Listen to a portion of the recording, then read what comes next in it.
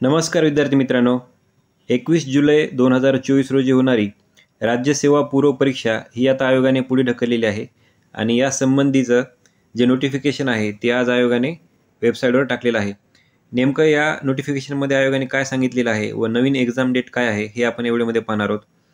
इथं 3 नंबरचा महत्त्वाचा मुद्दा आहे। याच्यामध्ये सांगितलं की ज्या विद्यार्थ्यांनी ओपन किंवा EWS मधून अर्ज केलेला आहे, पण अशा उमेदवारांना जर SEBC किंवा OBCचं जात प्रमाणपत्र मिळालं असेल तर अशा उमेदवारांना आता त्यांचं जे संवर्ग आहे ते बदलू शकतात। म्हणजेच ते आता ओपन आणि EWS मधून SBC किंवा OBC मध्ये हा बदल करू शकतात। त्याच्यामुळेच ही एक्झाम पुढे गेलेली आहे, कारण की याच्यासाठी जो टाइम आयोगाने दिलेला आहे तो काय आहे तर 15 जुलै ते 14 ऑगस्ट पर्यंत अशा विद्यार्थ्यांना हा जो प्रवर्ग आहे तो बदलायचा आहे। त्याच्यामुळे ही जी डेट आहे ती संबंधित विद्यार्थ्यांनी इथं लक्षात ठेवा। याच टाइम पिरियडमध्ये अशा विद्यार्थ्यांना हे त्यांचा जो खुला किंवा EWSचा दावा आहे तो बदलून SEBC किंवा OBCचा दावा करता येईल।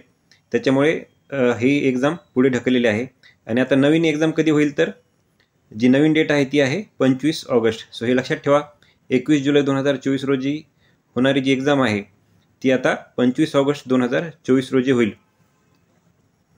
त्याच्यामुळे तुम्ही तुमच्या अभ्यासाचा फ्लो न तोडता व्यवस्थित अभ्यास सुरू ठेवावा। सर्वांना शुभेच्छा, धन्यवाद।